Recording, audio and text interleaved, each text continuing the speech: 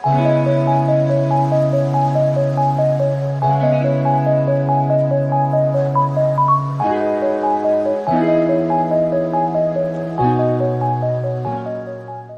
फिर से स्वागत है आपके अपने यूट्यूब चैनल पे जिसका नाम है लर्न विद एडू फंडा। मैं हूं कौशल जायसवाल।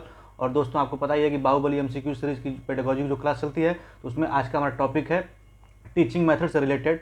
इसमें कुछ एक्सपेक्टेड क्वेश्चन है, कुछ प्रीवियस ईयर के क्वेश्चन है। तो दोस्तों इसमें मैंने कंसेप्चुअल क्वेश्चन ज़्यादा डाले हैं जो केवल आपको एक बार याद करना है। बस एक बार 2-3 बार उसको देख लेंगे, पीडीएफ लेके आपको याद हो जाएंगे दोस्तों। और आपको पता ही है कि टीचिंग मेथड और पेडागॉजी पैरेलल एक दूसरे से चलते हैं। और टीचिंग मेथड हिंदी में भी आता है, आपका एसएसटी में तो आता ही आता है, आपका पेडागॉजी में भी आधा टीचिंग मेथड ही रहता है दोस्तों। तो एक बार बता दीजिए आवाज़ वगैरह सब सही है तो स्टार्ट करते हैं।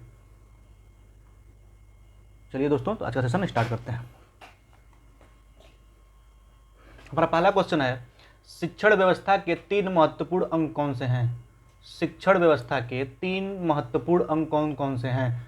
क्या शिक्षण है, अनुदेशन है, प्रशिक्षण है या फिर उपयुक्त सभी? बताएं दोस्तों। शिक्षण व्यवस्था के महत्वपूर्ण 3 अंग कौन कौन से हैं? उम्मीद है आपने आंसर दे दिया होगा दोस्तों। तो दोस्तों जो शिक्षण व्यवस्था है उसके 3 महत्वपूर्ण अंग कौन कौन से हैं? शिक्षण, अनुदेशन और प्रशिक्षण। इसका मतलब उपयुक्त सभी। हमारा ऑप्शन सही है। आगे चलते हैं। औपचारिक शिक्षण की विशेषताएं हैं। फॉर्मल एजुकेशन का विशेषता पूछ रहा है दोस्तों कि औपचारिक शिक्षण नियोजित और व्यवस्थित होता है। औपचारिक शिक्षण हमेशा मनोवैज्ञानिक सिद्धांतों पर चलता है। औपचारिक शिक्षण में प्रजातांत्रिक नियमों का पालन होता है। बताएं दोस्तों, या इनमें से सभी? आंसर दीजिए।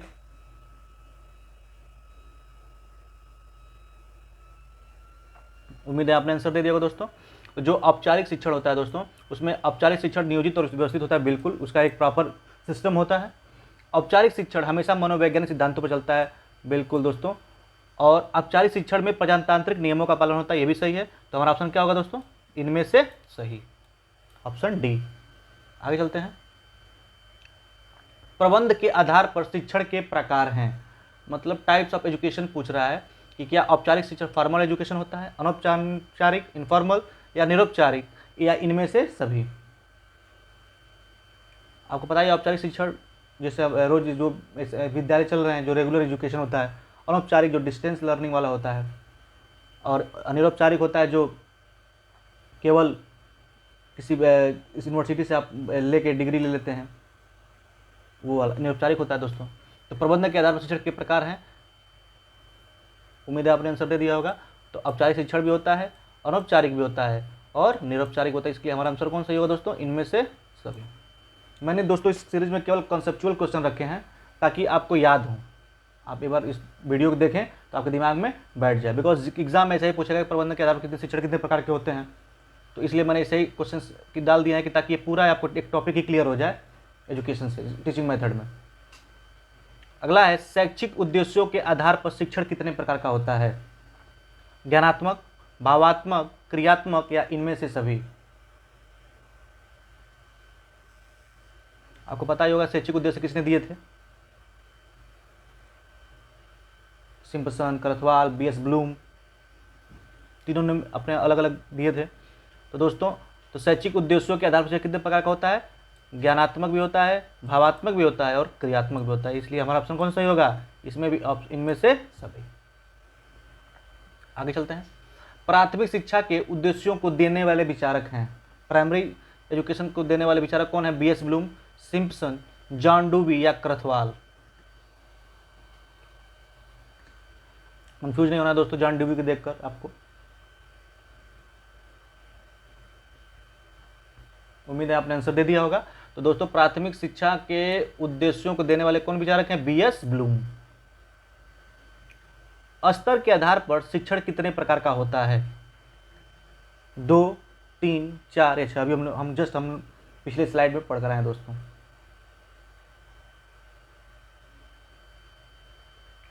उम्मीद है आपने आंसर दे दिया होगा। तो दोस्तों स्तर के आधार पर कितने प्रकार के होते हैं? 3 प्रकार के। कौन कौन? देखिए, स्तर के आधार पर शिक्षण कितने प्रकार के होते हैं? तीन प्रकार के दोस्तों। जैसे देखिए यहाँ पे देखिए, अगले आगे इसलिए मैंने नहीं बताया क्योंकि आगे क्वेश्चन में डाला था कि स्तर के आधार पर शिक्षक तीन प्रकार कौन कौन से हैं तथा किसने दिए हैं।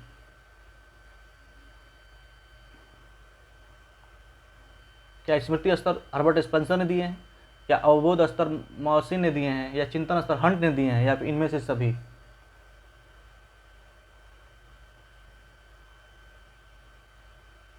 उम्मीद है आपने आंसर दे दिया होगा। तो दोस्तों स्तर के आधार पर शिक्षण तीन प्रकार के होते हैं। पिछले स्लाइड में हमने पढ़ा एकदम सही बात है। और पहला होता है स्मृति स्तर, ये पहला है, या इसको किसने दिया है, हर्बर्ट स्पेंसर ने दिया है। दूसरा होता है अवबोध स्तर, इसे किसने दिया है, मॉसिन ने दिया है। तीसरा होता है चिंतन स्तर, इसे किसने दिया है दोस्तों, हंट ने दिया है। इसलिए हमारा ऑप्शन क्या होगा, सही। मैंने दोस्तों क्वेश्चन इसी प्रकार सेट किया है कि आप पिछले का उत्तर आगे वाले क्वेश्चन में और आपको जानकारी मिले। अगला है शासन प्रणाली के आधार पर शिक्षण के प्रकार कौन कौन से हैं। शासन प्रणाली के आधार पर शिक्षण के प्रकार कौन कौन से हैं। एक तंत्रात्मक प्रणाली, प्रजातंत्रात्मक प्रणाली, हस्तक्षेप रहित, या इनमें से सभी।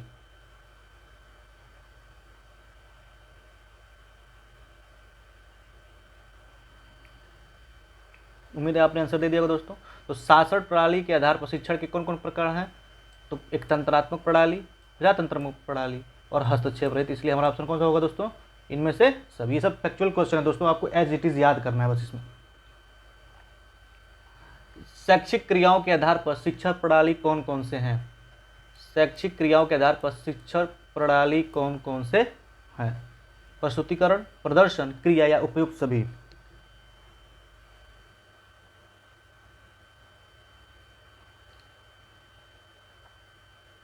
उम्मीद है आपने आंसर दे दिया होगा दोस्तों।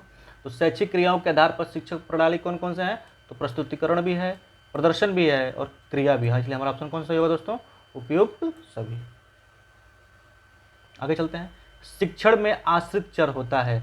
आपको पता है आश्रित होता है, स्वतंत्र चर होता है, मध्यस्थ चर होता है। तो इसमें बताना है कि क्या विद्यार्थी आश्रित चर होता है, क्या पाठ्यक्रम आश्रित चर होता है, फिर अध्यापक आश्रित चर होता है, या फिर उपयुक्त सभी।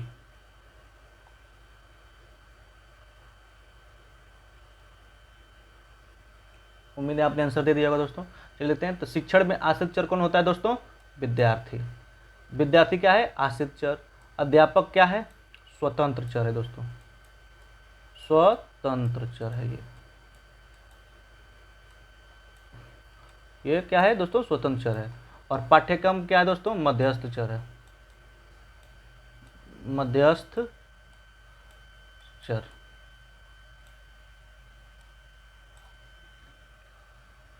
चलिए आगे बढ़ते हैं दोस्तों। शिक्षण सूत्र नहीं है, ज्ञात से अज्ञात की ओर। ये प्रीवियस ईयर के क्वेश्चन में आया था दोस्तों, और सीटेट और यूपीटेट का तो फेवरेट क्वेश्चन है कि शिक्षण सूत्र नहीं है, ज्ञात से अज्ञात की ओर, पूर्ण से अंश की ओर, सरल से जटिल की ओर, या सूक्ष्म से स्थूल की ओर।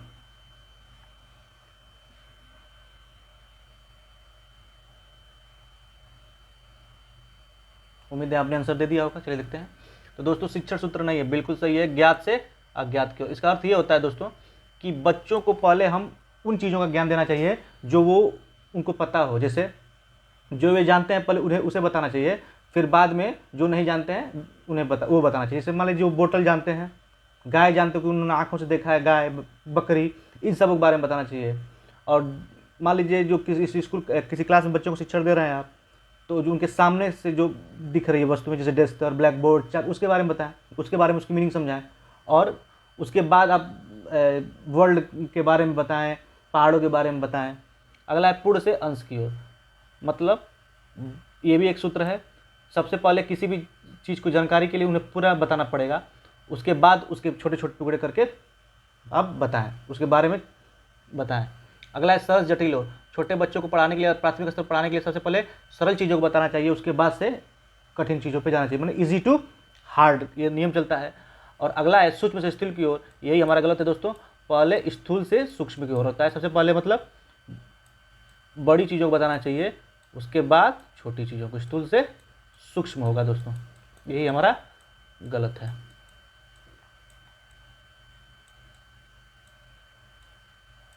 अगला है शिक्षण व्यवस्था में शामिल नहीं है समय सारणी, बैठक व्यवस्था, संचालन व्यवस्था या फिर पाठ्य योजना?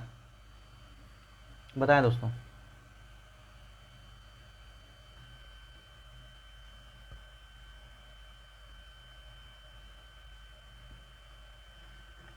उम्मीद है आपने आंसर दे दिया होगा। तो दोस्तों शिक्षण व्यवस्था में समय सारणी भी शामिल होता है, बैठक व्यवस्था भी शामिल होता है, संचालन व्यवस्था भी शामिल होता है, पाठ्य योजना शिक्षण प्रणाली भी शामिल होता है नौकी शिक्षण व्यवस्था में। आगे चलते हैं। शिक्षण को प्रभावित करने वाले कारक हैं, ये कारक है दोस्तों, शिक्षण का नियोजन, शिक्षण व्यवस्था, शिक्षण सहायक सामग्री या इनमें से सभी?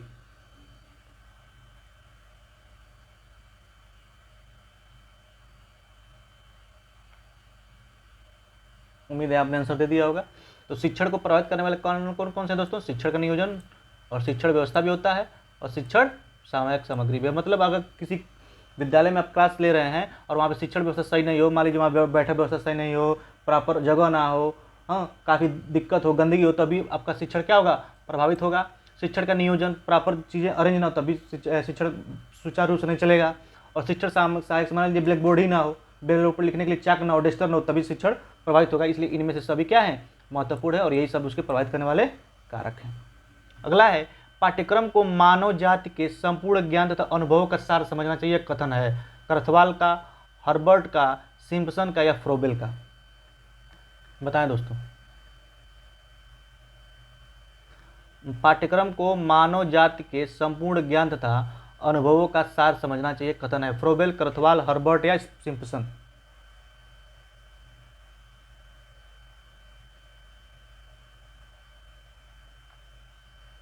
ये क्वेश्चन दोस्तों आप मुझे कमेंट बॉक्स में होमवर्क के तौर पे दे रहा हूँ, इसे आप कमेंट बॉक्स में बताएंगे। आगे चलते हैं। यह पाठ्यक्रम, ये सबसे, इसको स्टार बना लीजिएगा दोस्तों, ये सबसे इम्पोर्टेंट परिभाषा होती है। यह पाठ्यक्रम मतलब यह किसके लिए किया गया है? पाठ्यक्रम के लिए। कलाकार मतलब शिक्षक के हाथों में उपकरण है जिसकी सहायता से वह अपनी सामग्री, मतलब सामग्री किसकी तुलना किसे की गई? छात्र से, का अपने आदर्श मतलब उद्देश्यों के अनुसार अपने कलागृह मतलब विद्यालय का निर्माण करता है। ये कथन किसका है? फ्रोबेल का है, करथवाल का है, हर्बर्ट का या फिर कनिंघम का है?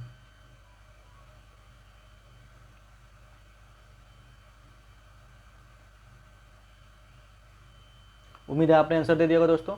तो दोस्तों ये कथन किसका है? कनिंघम का। और दोस्तों कभी कभी ऐसे भी पूछ लेता है कि कनिंघम के परिभाषा में यह किसके लिए प्रयुक्त हुआ है?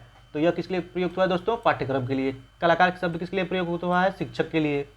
सामग्री शब्द छात्र के लिए, आदर्श उद्देश्यों के लिए, कलागृह विद्यालयों के लिए। दोस्तों इसको आप स्टार मार्क कर लीजिएगा, ये मोस्ट इम्पोर्टेंट है, इम्पोर्टेंट है ये। अगला है, पाठ्यक्रम निर्माण के आधार हैं दार्शनिक आधार, मनोवैज्ञानिक आधार या सामाजिक आधार? बताएं दोस्तों, या इनमें से सभी?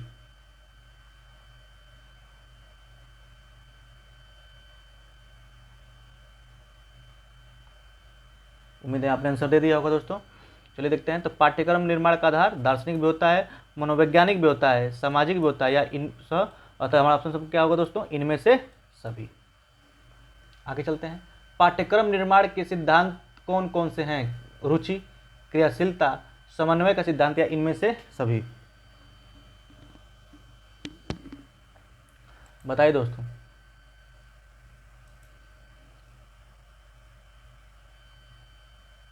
उम्मीद है आपने आंसर दे दिया होगा। तो दोस्तों पाठ्यक्रम निर्माण में रुचि का सिद्धांत भी कार्य करता है, बिकॉज अगर बच्चों के रुचि के अनुसार आप पाठ्यक्रम का निर्माण नहीं करेंगे तो बच्चा अधिगम बराबर तरीके से नहीं कर सकता। तो सबसे पहले तो यही है। उसके बाद क्रियाशीलता भी होनी चाहिए बिल्कुल, और समन्वय भी होना चाहिए सब्जेक्ट का। इसलिए क्या ऑप्शन हमारा क्या होगा दोस्तों? इनमें से सभी। अगला है, 3H फार्मूला किसने दिया है? महात्मा गांधी ने, BS ब्लूम ने, हर्बर्ट स्पेंसर ने या फिर फ्रोबेल ने?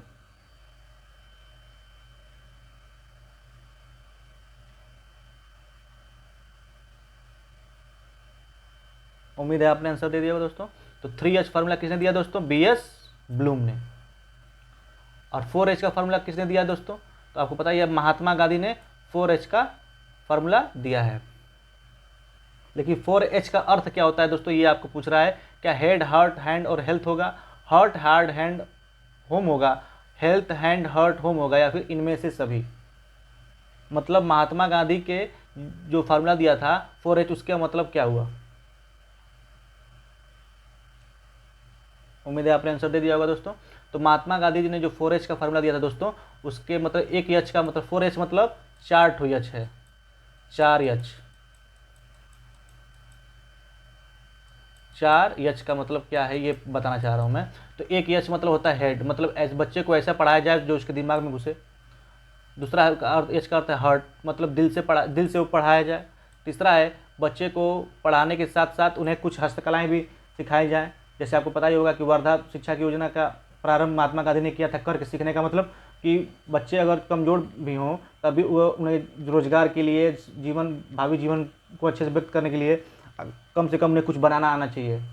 जैसे कुछ भी गृह उद्योग में कुछ भी बनाना हो, दाल फिर या फिर ये करघा वगैरह, फिर हाथ से कुछ बनाए वस्तु में आदि का प्रारंभ भी महात्मा गांधी ने बताया था।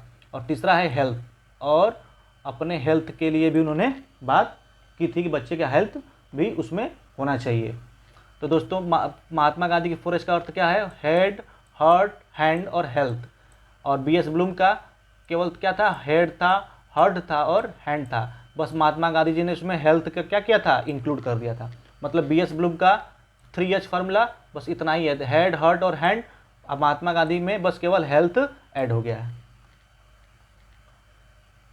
उम्मीद है आपको ये वीडियो पसंद आई होगी दोस्तों। मैंने इसमें वही क्वेश्चन शामिल किए थे जो फैक्चुअल थे। अगर इसकी PDF लेना चाहते हैं दोस्तों तो आप टेलीग्राम चैनल को ज्वाइन कर सकते हैं। और वीडियो पसंद आई हो तो लाइक करें, शेयर करें, सब्सक्राइब करें। धन्यवाद।